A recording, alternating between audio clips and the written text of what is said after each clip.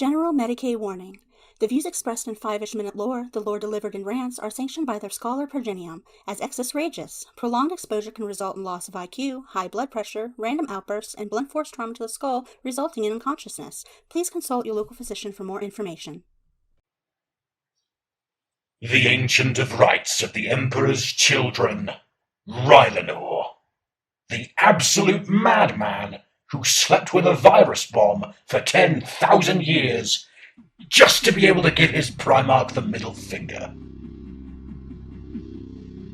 You brilliant bastard. If you've ever held a grudge against someone for a long period of time, today's topic of conversation could very well be your spirit animal. You may have been pissed off for a few days, maybe a month to even a decade. Rylanor was pissed right the fuck off for 10,000 years. Rylanor was an OG Emperor's Children legionnaire, and he was an absolute turbo Chad. He was one of the few who actually fought beside the Emperor during the Unification Wars on Terra, back when the Emperor's Children were simply called the Third and were given the honors Roma and Thule to etch into his own personal armor. He didn't join the Third, he was the Third, one of the founding members. He was the first to be the standard bearer to the Palatine Aquila that only the Emperor's Children could carry into battle. At some point after Fulgrim joined the Legion, the Emperor's Children were fighting some Eldar, and, upon seeing Rylanor's jawline and cheekbones, the Nightfears raged bitterly and did everything in their power to kill him out of sheer jealousy. Even though they ruined his good looks, his life was saved when he was interred in a Contemptor pattern dreadnought. At that point, there was much mourning over the loss of his jawline to the Legion's profile art, but they made up with it for sheer badass firepower. Eventually, Chad Rylanor was made the Ancient of Rites and carried out the rites of induction for the Third, all the while murdering anyone who didn't like the Emperor. This all started to go south when he wasn't invited to an orgy. A snake orgy, to be more precise, in a temple dedicated to Slaanesh. His Primarch came back with a sword inhabited by a greater demon, a lot of the Third came back addicted to coke and whores, and a lot of the humans that visited came back acting like they had just dropped 4 gallons of acid and then snorted a line of crushed Viagra. In other words, he didn't like what he saw. Things just kept getting weirder aboard the flagship, and the Giga Chad Rylanor was getting more and more fed up. Then one day when he was issuing out battle assignments to a place called Isstvan III, he noticed one of the most prissy bitches in the leadership structure and the biggest blowhard in the entire Legionis Astartes, Eidolon, had opted not to drop in the spearhead. This made the Dreadnought's eyebrows raise because Eidolon sought more attention than an ugly stripper. It was at this point that Saul Tarvis came up and asked Giga Chad 9000 Rylanor if he could just stay on board the ship and be Eidolon's right-hand man, using some old tradition as an excuse. Now Rylanor knew something wasn't right, and knew Saul Tarvis was lying to him about wanting to be Eidolon's anything, but he made the arrangement so Saul Tarvis would not go to Isstvan III, just because he had an idea something was absolutely wrong.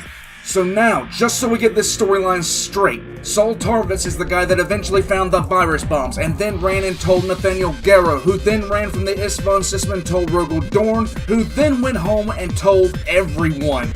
That's right, Rylanor is such a Chad, he's the entire reason this timeline exists. Ultra Giga Chad 9000 Rylanor was on Isstvan III when the virus bombs fell, and he was presumed dead, until he showed up and started killing traitors. Then he was presumed dead again, until he showed up and started killing more traitors. Then he was dead again, more dead traitors, kinda like Caiaphas Cain, only he actually went out to kill things instead of just mistakenly winding up doing it. Rylanor being declared dead and coming back to kill more traitors was becoming a recurring theme until Angron was finally brought under control and Horus had had enough of losing troops in a needless battle. Horus recalled all the troops off of Isstvan III and ordered a mass bombardment of the surface. The only one that knew that Rylanor was still alive was Lucius, and considering Lucius is about as reliable as a sprained ankle, nobody went to investigate, even though Lucius the Eternal always claimed that Rylanor had found and was guarding something. In truth, Super Ultra Giga Chad 9000 Rylanor was pissed off beyond all recognition at having been betrayed and at what his legion had become, and he blamed one person and one person alone, Fulgrim. Some people write angry poetry, some people write angry blog posts, some people make very angry 5-minute lore videos. Super Saiyan Ultra Giga Chad 9000 Rylanor went so above and beyond the call it was stunning. He MacGyvered loads of noise marine sonic weapons as well as other war gear and manipulated over 10,000 years into a fucking interstellar beacon, and he only had one mechanical hand with fingers the size of telephone poles. He then activated it and attracted Magnus's attention, who sent some thousand suns to investigate, who after 10,000 years had no idea they were going to the site of the first major betrayal of the Horus Heresy. When the 3,000 suns got near Super Saiyan Ultra Giga Chad Kaioken times 9,000 Rylanor, the pure hatred he radiated blew up one of their hearts. Let me say that again. The sheer presence of that much hatred blew up the hearts of one of the 1,000 suns. They found the Ancient of Rites half buried under rubble, one leg destroyed and his side so dented they simply assumed the Astartes that was inside had to be dead. The Dreadnought was laid next to a random assemblage of parts that was half insanity and half musical instrument. Before it could be unplugged, they discovered that love is a battlefield, but hatred is eternal. The dead Dreadnought snatched one of them up, pointed a cannon the size of a battle tank at another, and basically told them not to fuck with his music. They talked the Ancient of Rites down from murdering them, and then one of them figured out who he was and where they were. They asked if the device he had made was a distress beacon, but no, it was no beacon. Super Saiyan God, Super Saiyan Ultra Giga Chad Kaioken times 9,000 Rylanor don't need no damn beacon. It was bait. Wonderful bait. Masterful bait. And Fulgrim fell for it, coming to see the master baiter himself. Now it's the 41st millennium and it's been a long time since Fulgrim was a respectable member of society. When he came to see who had baited him so masterfully, Fulgrim looked like what a back alley porn shop feels like. Filthy, disgusted, and loaded with shame. Fulgrim showed up in all of his whatever and started instantly talking shit, detailing how the Ancient looked and laughing at all the time Rylanor had waited and wasted and how much glory he had missed out on, and pretty much begged the Ancient Dreadnought to tell Fulgrim what the Ancient had been waiting to tell him for 10,000 years. But Ultimate Baconator Edition Super Saiyan God Super Saiyan Ultra Giga Chad Kaioken times 9,000 Rylanor wiped the smile right off of Fulgrim's face by simply moving to the side, revealing an undetonated virus bomb. A virus bomb that had fallen on Isstvan III. The next few moments went something like this. Oh no! Oh no! Oh yeah! The 1,000 Suns instantly did everything they could to contain the explosion and were actually holding it back, and as Fulgrim saw they were keeping him from melting, he instantly went back to shit-talking mode. Fulgrim crushed the Ancient's assault cannon before he could fire it, and then ripped the arm off and tossed it to the side. Fulgrim was already planning on forcing Rylanor back to his side, willing or not. Rylanor tried to fight back, not caring if he lived or died, only caring that he take this mutated bastard with him. But at that point, the result of the fight between the two was a foregone conclusion.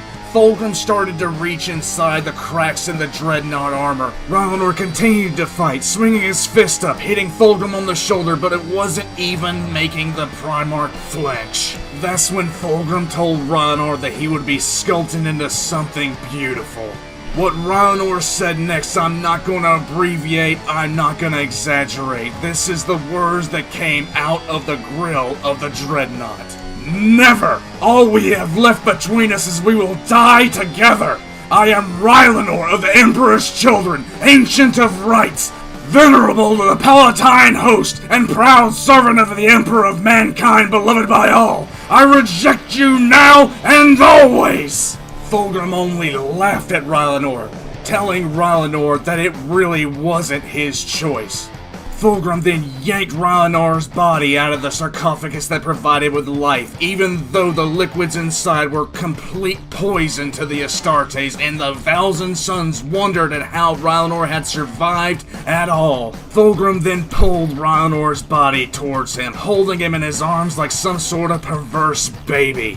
And at that point, Fulgrim told Rylanor that he would remake him, and he would be Fulgrim's crowning achievement.